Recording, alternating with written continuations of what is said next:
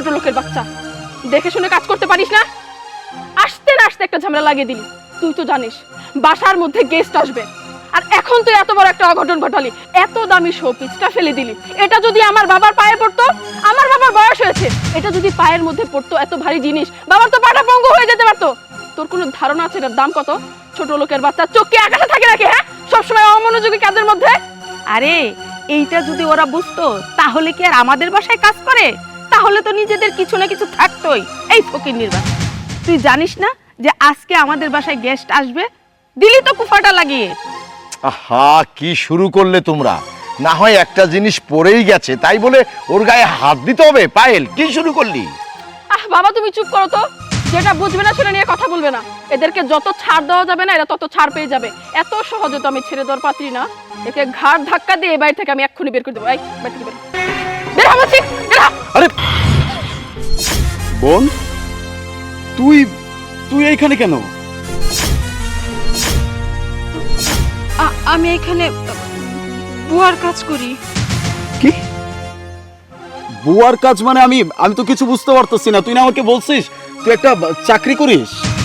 হ্যাঁ, আমি কইছিলাম যে আমি একটা চাকরি করি, কিন্তু না, ওটা আমি মিথ্যা কথা কইছি। আমি এই বাড়িতে বুয়ার কাম করি, কিন্তু কেন মিথ্যা কথা কইছি জানোস? তুই তো ভার্সিটিতে পড়াশোনা করস, এখন তুই ভার্সিটিতে যাওয়ার পর যদি সবাই শুনে যে তোর বোন বুয়ার কাজ করে, মানুষজন শুনলে তোর অপমান অপদস্থ করবে, এর জন্য আমি মিথ্যা কথাটা কইছিলাম। ওয়েট ওয়েট ওয়েট, হালিফ, এই মেয়েটাকে তুমি বোন বলছো? আমাদের বাড়ির কাজের বুয়া, তুমি কাজের বুয়ার ভাই? কি আশ্চর্য, আমি তো কিছুই বুঝতে পারছি না। আমি তোমাকে ভালোবাসি, একই ভার্সিটিতে পড়ি, এত এত ছেলে আমার পিছনে ঘুরেছে, সবাইকে ইগনোর করে আমি তোমাকে ভালোবেসেছি জাস্ট বিকজ অফ তুমি ভার্সিটির ফার্স্ট বয়। আর তুমি কি না এই বুয়ার বড় ভাই? তুমি এত বড় মিথ্যা কথা আমার সাথে বলতে পারলে? তুমি তো কখনো বলনি তোমার বোনের অবস্থা এরকম, তোমার পরিবারের অবস্থা এরকম, তোমার বোন বাড়ি বাড়ি কাজ করে খায়। ছি ছি ছি, এখন হলো তো? তোর বাবা কত করে বলল যে এত এত ছেলে আসছে, শিক্ষিত, চাকরি করে, তার থেকে তোর যেটা পছন্দ হয় সেটা বিয়ে কর। না, আমি খুব ভালো একটা ছেলেকে ভালোবাসি, যে কিনা কলেজের ফার্স্ট বয়। সে ভদ্র, নম্র, অনেক শিক্ষিত, অনেক টাকাওয়ালা, অনেক পয়সাওয়ালা। এখন হলো তো? থাক মা, এসব বলে আর আমাকে লজ্জা দিও না। মানুষ মাত্রই ভুল হয়, ধরে নেবো এটাও আমার একটা ভুল। আমার ভালোবাসা পাওয়ার যোগ্যতা তুমি রাখো না, তোমার কোনো যোগ্যতাই নেই আমাকে ভালোবাসার। তোমার সাথে আমার কোনো সম্পর্ক নেই। আজকের পর থেকে এখানেই তোমার সাথে আমার সবকিছু শেষ। যাও, আমার চোখের সামনে থেকে বের হও, ছোট লোকের বাচ্চা। এক্স্যাক্টলি, একদম ঠিক কথা বলছো। যোগ্যতা নাই, তবে সেটা আমার না, সেটা তোমার। আমার ভালোবাসা পাওয়ার যোগ্যতা তোমার এখনো হয় নাই। আর আমার বোনকে যে কাছের বুয়া বলতেছো না, কি ভাবছো আমার খারাপ লাগতেছে? একদমই না, আমার গর্ব হচ্ছে। কেন জানো?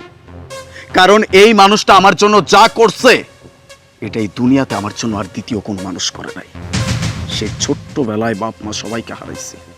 হ্যাঁ, আমার বাবা মায়ের চেহারা যে কেমন ছিল সেটাও আমার মনে নাই। ও যে আমার থেকে খুব বেশি বড় তা কিন্তু না, মাত্র 2 থেকে 1 বছরের বড়। এতটুকু বয়স থেকে ও আমার দায়িত্ব নিছে। সেই ছোট্টবেলা থেকে নিজে খায় নাই, আমাকে খাওয়াইছে, নিজে পরিশ্রম করছে, আমাকে পরিশ্রম করতে দেয় নাই। আজকে এত বড় একটা ভার্সিটিতে আমি পড়তেছি, তোমাদের মতো বড় লোকদের সাথে আমি পড়াশোনা করতেছি। সেই পড়াশোনাটার সকল খরচ কিন্তু আমার এই বোনটা বহন করে। কোথায় থেকে করে? এই কাজ করে করে। হ্যাঁ, আমার আফসোস শুধু একটা জায়গায়, আমার বোন আমাকে মিথ্যা কথা বলছে। তবে কেন বলছে সেটাও আমি বুঝতে পারছি। এতটুকু জ্ঞান, এতটুকু বুদ্ধি আমার হয়েছে। আমার বোনের জন্য আমার গর্ব হচ্ছে। আমি বুক ফুলিয়ে বলতে পারি যে আমার বোন একজন কাজের বুয়া। কেন জানো? সে সম্মান নিয়ে কাজ করতেছে, কারো কাছে গিয়ে হাত পাতে নাই, কোথাও গিয়ে চুরি করে নাই, কোথাও গিয়ে ডাকাতি করে নাই, নিজের ইজ্জত কাউকে বিলিয়ে দেয় নাই, নিজে পরিশ্রম করে আমাকে মানুষ করছে। সেই পরিশ্রমের ফল আমি কখনো বিফলে যাইতে দিব না। আমি সেই ভাইদের মধ্যেই পড়ি না। আমাকে বলছো না যোগ্যতা হয় নাই? যোগ্যতা তোমার হয় নাই। তুমি আমাকে কি রিজেক্ট করো? হ্যাঁ, আমাকে তুমি রিজেক্ট করার কোনো এখতিয়ারই রাখো না। তোমার মতো মেয়েকে আমি রিজেক্ট করতেছি। আজকে আসছিলাম তোমার পুরো পরিবারের সাথে দেখা করতে, হ্যাঁ, কিন্তু এসে আমি যেটা দেখছি, আল্লাহ আমাকে যেটা দেখাইছে, আমার জন্য অনেক ভালো হয়েছে। আমার বোনের আসল পরিচয়টা আমি পাইছি, আমি আমার গার্লফ্রেন্ডের আসল পরিচয়টাও পাইছি। ইনাফ, আর কিচ্ছু লাগবে না আমার জন্য। বোঝার জন্য এতটুকু কথাবার্তা যথেষ্ট। আর আমার বোনকে নিয়ে এত সমস্যা তো আমি বলে যাচ্ছি, আজকের পর থেকে আমার বোন এই বাড়িতে কাজ করবে না। যদি কাজ করতে হয়, যদি পরিশ্রম করতে হয়, সেটা আমি করব। সেই বয়সটা আমার হয়েছে। এতদিন আমি ভাবতাম আমার বোন একটা চাকরি করে, যার জন্য আমি কখনো ওকে ফোর্স করি নাই। আমি ভাবছি আমি আমার পড়াশোনা শেষ করব, তারপর একটা ভালো পজিশনে গিয়ে আমার বোনকে আমি সকল কাজ থেকে মুক্তি দিব। কিন্তু আমি দেখতেছি সেই সময়টা আমার চলে আসছে। এখন এই মুহূর্ত থেকে আমার বোন আর কোনো কাজ করবে না, আমি পরিশ্রম করব, পড়াশোনাও আমি নিজে চালায় যাব। চল। দাঁড়াও, কই যাচ্ছ? আরে তুমি তো একটা ভাগ্যবান ভাই, যেই বোন কিনা মানুষের বাড়ি বাড়ি কাজ করে তোমাকে উচ্চ শিক্ষায় শিক্ষিত করেছে। তোমার তো সৌভাগ্য। আর এই যে মুক্তা, তোমাকে অনেক ধন্যবাদ, তোমার এমন একটা সোনার টুকরো ভাই আছে। আমি আসলে আজকে আমি অপেক্ষা করছিলাম, আমার মেয়ে বলছিল যে একজন গেস্ট আছে, তার মানে পায়েল যেই ছেলেকে ভালোবাসে সেই ছেলেটা আসছে। আমার পায়েলের জন্য আমি অনেক ছেলে খুঁজেছি, কিন্তু পায়েল কোনোটাই রাজি হয়নি। সে বলেছে যে না বাবা, আমি একটা ছেলেকে ভালোবাসি, তার বাবা মা অনেক বড়লোক এবং দেখতে শুনতে খুব ভালো। আজ তো দেখলাম যে পায়েলের পছন্দ করা ছেলে কত বড়লোক এবং তার কি পরিচয়, আমার বাড়ির কাজের বুয়া তার বোন। প্রথমে তো আমি এটাই ভেবেছি যে আসলে আমার মেয়ের কোনো রুচিই নাই, আমার মেয়ের রুচির অধপতন হয়েছে। কিন্তু পরে পরে তোমার সব কথাগুলো শুনলাম, মুক্তার কথাগুলো শুনলাম, শুনে আমার খুব ভালো লাগলো। আমি ভাবলাম এটাই যে আসলে মেঘ না চাইতেই বৃষ্টি চলে এসেছে। আমি এত ছেলে খুঁজেছি আমার মেয়ের জন্য, কিন্তু এখন তো দেখছি উপযুক্ত ছেলে আমার সামনে। আমি খুব খুশি হয়েছি বাবা, তুমি আমার মেয়ের উপযুক্ত, তোমার হাতেই আমার মেয়েকে তুলে দেব। আপনাকে অনেক ধন্যবাদ। আপনি আমাকে একজন উপযুক্ত ছেলে হিসেবে মনে করছেন, কিন্তু আমি আপনাকে এই জন্য সরি বলতেছি, কারণ আপনার মেয়ে এখন উপযুক্ত হতে পারে না। আর আপনার ছোট্ট একটা মিস্টেক হয়েছে, সেটা হচ্ছে আপনার মেয়ে আপনাকে যেটা বলছে সেটা সম্পূর্ণ ভুল ইনফরমেশন বলছে। আমি কখনো আপনার মেয়েকে বলি নাই যে আমার কোটি কোটি টাকা আছে, আমার বাবার গাড়ি আছে, বাড়ি আছে, সম্পত্তি আছে, সব কিছু আছে, কখনো বলি নাই। আমি সেই শিক্ষাটা আমার বোনের কাছ থেকে পাই নাই, আমার বোন আমাকে সেই শিক্ষাটা দেয় নাই। তবে একটা কথা আপনাকে না বলেই থাকতে পারতেছি না, আপনার মেয়ে হয়তো পড়াশোনার দিক থেকে শিক্ষিত হয়েছে, তবে সুশিক্ষায় শিক্ষিত হইতে পারে না। আপনার মেয়ের জন্য আমি ঠিক ততদিন পর্যন্ত ওয়েট করব যতদিন পর্যন্ত আপনার মেয়ের ভিতরে সেই নৈতিক শিক্ষা না আসবে যে একটা মানুষের সাথে কিভাবে কথা বলতে হয়, একটা মানুষকে কিভাবে সম্মান করতে হয়। আর একটা কথা, এই যে আপনার এত অর্থ প্রাচুর্য, এই সব কিছুর জন্য আপনার যতটুকু অহংকার নাই, ঠিক তার থেকে 3 গুণ বেশি অহংকার আপনার মেয়ের ভিতরে আছে। অহংকার যেই মানুষটার ভেতরে আছে সেই মানুষটা কখনো জীবনে শাইন করতে পারে না। আপনার মেয়ের মাথায় এই কথাটা খুব ভালোভাবে ঢুকিয়ে দিবেন। চল। এই আলিফ, আলিফ শোনো, দেখলি বারবার আমি তোকে বলেছিলাম অহংকার পতনের মূল। অহংকার করিস না, মানুষকে ভালোবাসতে শিখ, মানুষকে দাম দিতে শিখ। তোকে কি বলবো, সোনার চামিচ নিয়ে জন্ম নিয়েছিস তো, তাই মানুষকে মানুষই মনে করিস না। দেখ এমন একটা ভালো ছেলে আজ তোর কাছ থেকে সরে গেল। এখনো সময় আছে পায়েল, তা না হলে কিন্তু পস্তাবি। আমার এই কথাটা মনে রাখিস।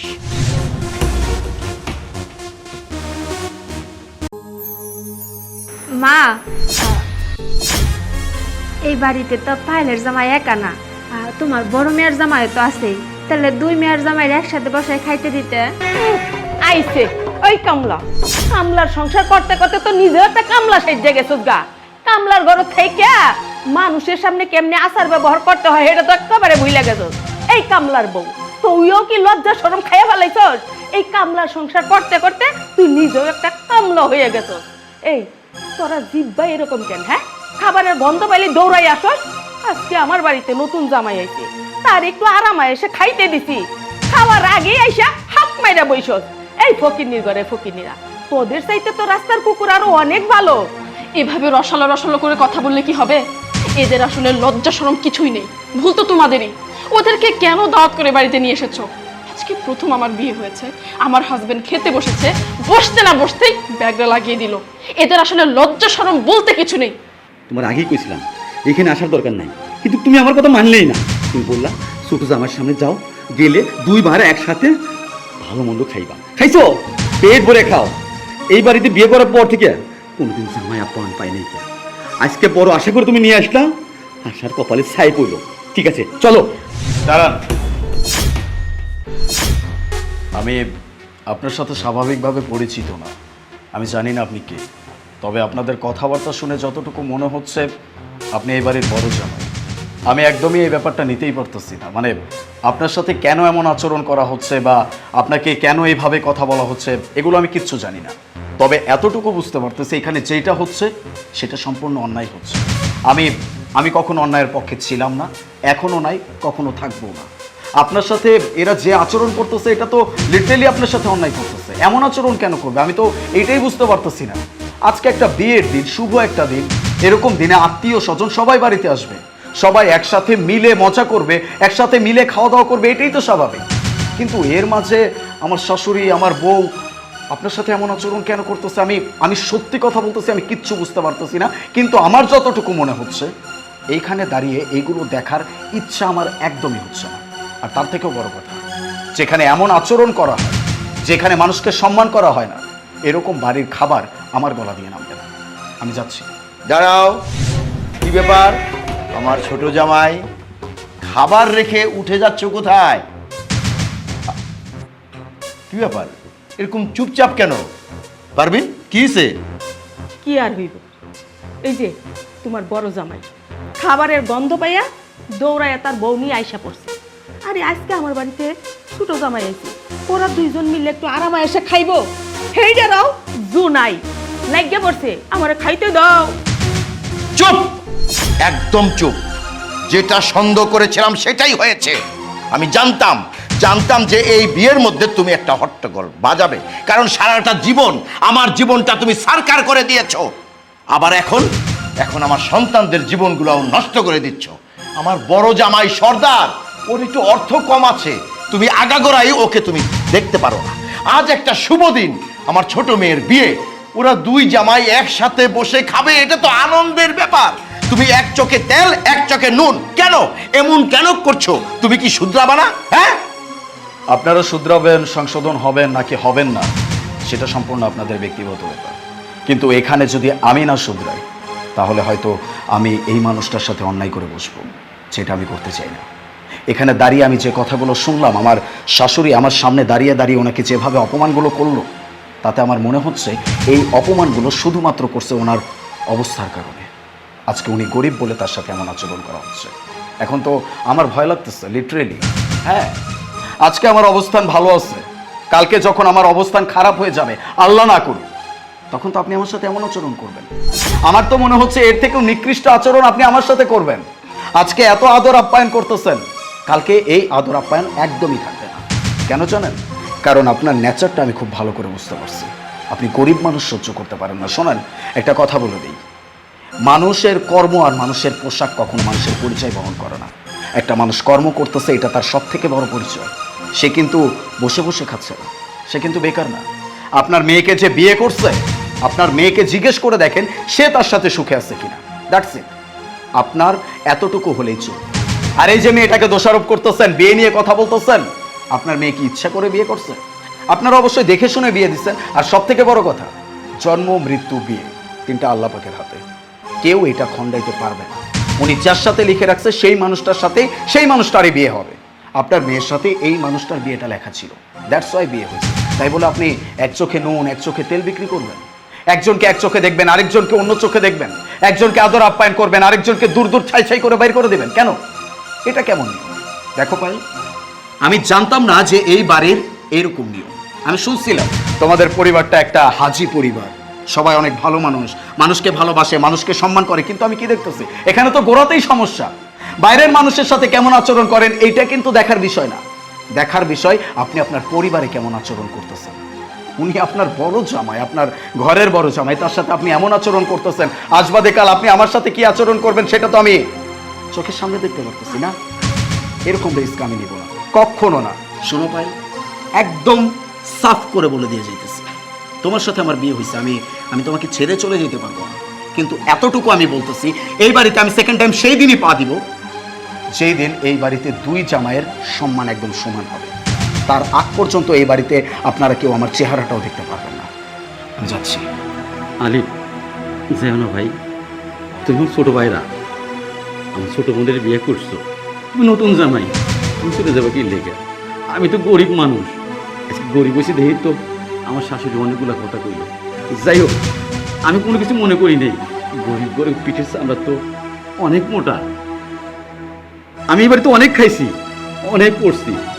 শোনো ভাই, মান সম্মান তো কিনতে পাওয়া যায় না, অন্তর থেকে আসে। অন্তর থেকে যদি কেউ ভালোবাসে, সে ভালোবাসা আমি গ্রহণ করে নেব। তুমি যাইবা না, প্রয়োজন হলে এই বাড়ি ছেড়ে আমি চলে যাবো। চলো যাই। না না জামাই বাবাজি, তুমি যাইবা না। আমি কোনোদিন তোমার জামাই হিসাবে মাইনা নেই নাই। আমি তোমার ঘৃণা করতাম, তুমি গরিব ছোট লোক বইলা, কিন্তু তোমার ভিতরে এত ভালো একটা মন, সেটা আমি বুঝতে পারি নাই। হ্যাঁ, আমি অন্যায় করছি, ভুল করছি। তোমার মা যদি অন্যায় করতো, তাহলে কি তুমি তারে পালায় রেখে যাইতে পারতা? আমারে তুমি ক্ষমা করে দাও বাবা। না না মা, মাছটা আমার ছোট করবেন না। আপনি যে আমার জামাই হিসেবে স্বীকৃতি দিচ্ছেন, তাতে আমি খুশি। ছোট জামাইয়ের সামনে যতটুকু সম্মান দিচ্ছেন, এর সাথে বড় কিছু আমার নাই, লাগবো না। বসো জামাই বাবাজি, বসো বসো জামাই।